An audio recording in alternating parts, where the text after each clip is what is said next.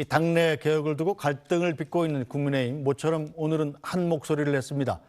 이재명 대통령의 공직선거법 위반 사건 파기환송심과 대장동 사건 재판이 연기된 데 대해서입니다. 서울고등법원 앞에서 열린 의원총회 현장으로 가보겠습니다. 모든 국민은 법 앞에 평등해야 합니다. 대통령이라고 할지라도 법 앞에 예의가 있을 수가 없습니다.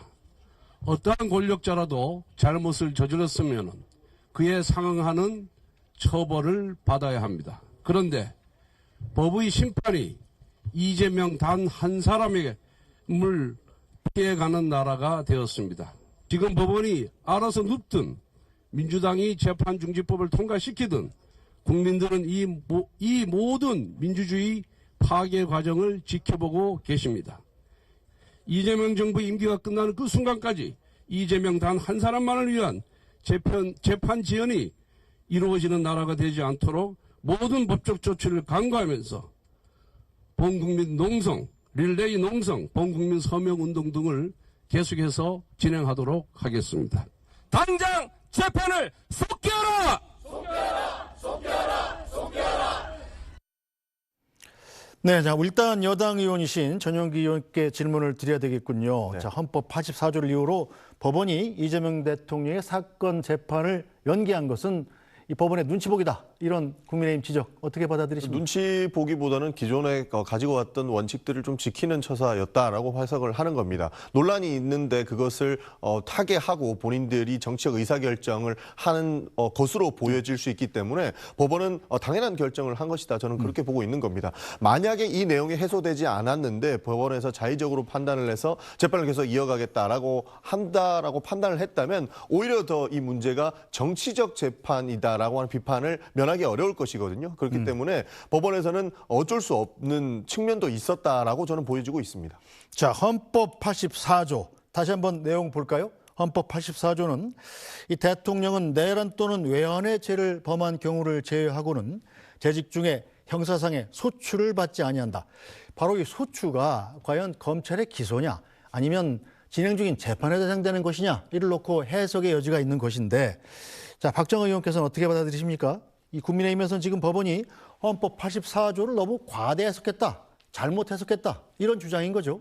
그런 면이 있다고 저희 당은 보고 있는 거죠. 그러니까 헌법 84조에 대해서 앵커 말씀 주신 것처럼 검찰 내 기소 여부를 말하는 거냐, 재판까지도 말하는 거냐라는 거에 대해서 법학자들 사이에서도 분명한 무게추가 형성되어 있지 않는 상황에서 해당 재판부가 저렇게 자의적으로 해석을 해서 판결을 내리는 것, 판결이 아니라 재판을 무기한 연기시켜서 중지시킨 거잖아요. 사실상 이 건에 대해서는 사법부마저도 지금 유사일에 굉장히 이렇게 엄청난 정권이 있었나요? 지금 네.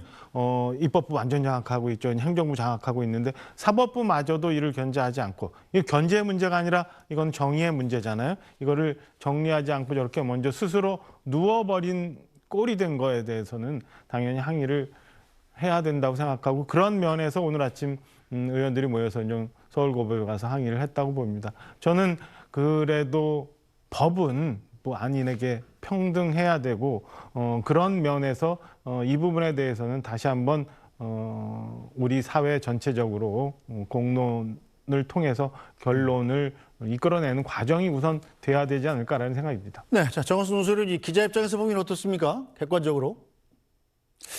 이 헌법 84조가 말이죠. 네.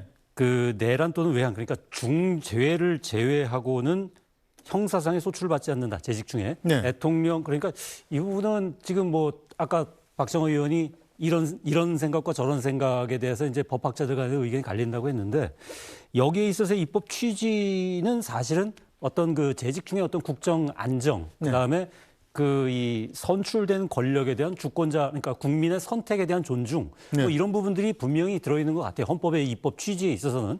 그렇기 때문에 이 부분에 이제 수사 중인 재판, 그러니까 진행 중인 재판도 같이 뭐 이 중단한다. 임기 중. 네. 그러니까 이 죄가 없어진다가 아니고, 그러니까 그 재판을 임기 중에는 중단하고 그 임기가 끝난 뒤에 다시 이제 재개한다라는 부분. 이런 부분들은 뭐 충분히 뭐 그 나름대로의 설득력이 있는 것 같은데, 뭐 이렇게 얘기해도 그 부분을 받아들이지 않는 사람들은 받아들이지 않을 거 아닙니까? 네. 지금 국민의힘 의원들도 지금 서울 고법 앞에 가가지고 이거 말도 안 된다고 지금 계속 주장을 하고 계시잖아요. 결국은 뭐 각 재판부들 그러니까 이 부분에 있어서 이제 추후 지정 그러니까 네. 그 기일을 지정하지 않고 재판을 무기한 연기한 그 재판부들을 전부 다 이제 헌재 고발을 해야 되겠죠. 그렇게 해서 결국 헌법재판관의 그 이 판결을 받는 것 외에는 이건 뭐 동의를 안 할 거 아닙니까? 분명한 건. 그렇죠. 예.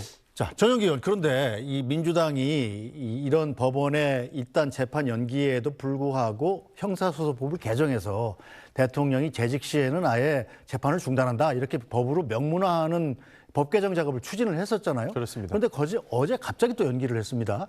이거는 어떤 배경인가요? 실제로 사법의 정치화를 우려했기 때문에 저희가 해당 법안을 준비했었는데요. 법원이 본인들의 작용을 하고 있다고 판단을 했기 때문에 한 발 물러섰다 이렇게 해석을 해주시면 좋을 것 같습니다. 기본적으로 그 파기환송심을 할 때 대법원이 굉장히 좀 정치에 오염이 됐다라고 하는 비판들을 많이 하지 않았습니까? 그리고 그 이후에 정치적 공격을 위해서 이 재판들을 이끌어가려고 하는 모양새를 보였었기 때문에 네. 그럴 거면은 이 국정 안정에 도움이 되지 않는다라고 판단을 했고 그런 측면 때문에 저희가 이런 형법을 개정하는 방법을 택할 수밖에 없었거든요. 그러나 법원이 자정작용을 보였고 이 논란에 대해서 본인이 정치화가 되지 않겠다라고 하는 선언적 의미로도 봤기 때문에 네. 지금 개정하는 것은 조금 더 국민들을 설득하는 과정이 필요하겠다라고 판단해서 시간 텀을 두었다라고 봐주시면 좋을 것 같습니다. 자, 갑자기 연기된 배경에 이재명 대통령의 의중도 좀 있다 이렇게 볼 수 있지 않겠습니까?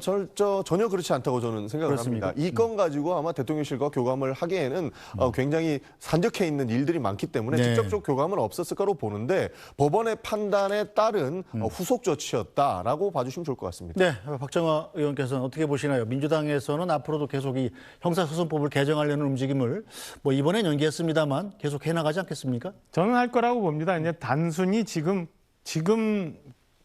약간 연기를 시킨 거지 꺼진 불은 아니고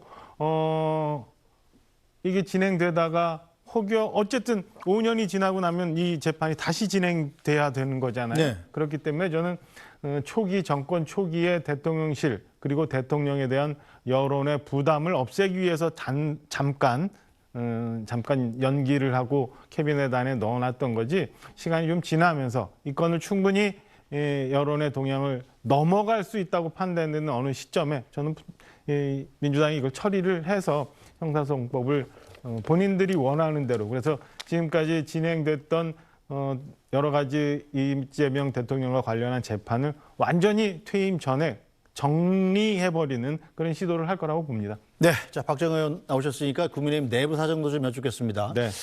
이 김용태 비대위 체계 어떻게 되는 겁니까 지금? 지금 안에 논란이 많아요. 네. 그러니까 김용태 비대위원장의 원래 임기는 6월 30일까지입니다. 그런데 지난 주말 혁신안 5가지를 제시를 하면서 의원들 간에 이런저런 의견들이 좀 분분한데요.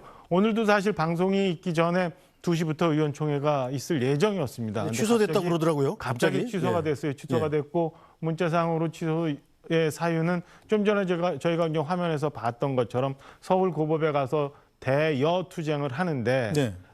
그 메시지가 혼선이 있을 수 있다. 그렇기 때문에 다음 주에 있을 원내대표까지 우리가 안에서 내분이 그다음에 분열의 모습이 보이는 게 좋지 않다라는 사유로 이제 의원총회를 중지가 됐는데요.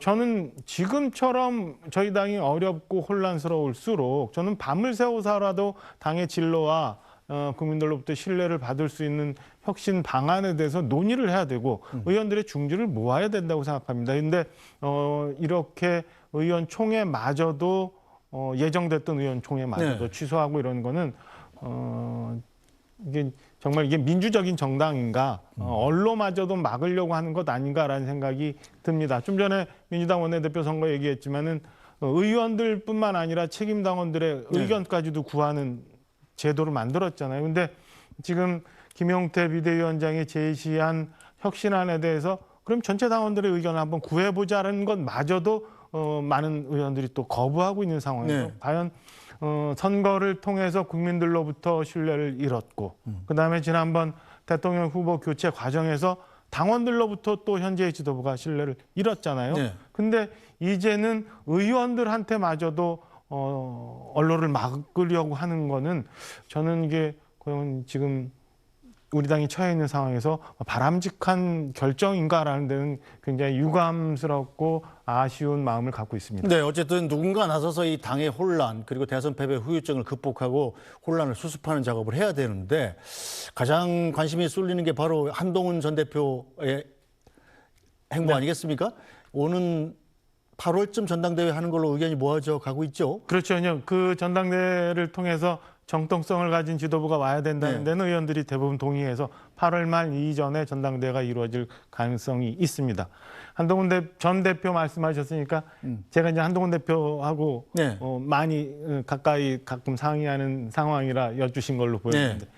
개인적으로는 과연 이번에 전당대회에 나와서 또다시 저런 그 대표직을 수행하는 게 개인한테는 도움이 될까? 그게 얼마나 될까라는 네. 생각이고 만약에 입장을 바꿔놓는다면 저는 안 할 것 같아요. 근데 일부 우리 당원들이나 이런 분들이 그래도 이렇게 힘들고 어려운 지경에 누군가는 당을 이끌어 가야 된다면 당신 같은 사람이 했으면 좋겠다는 또 많은 당원들의 의견이 있기 때문에 이런저런 의견들을 잘 들어서 한동훈 전 대표가 잘 판단하지 않을까라는 생각입니다. 알겠습니다. 뭐 한동훈 대표 혹시 나온다는 얘기 하시면 바로 저한테 좀 알려주십시오. 한번 모실게요.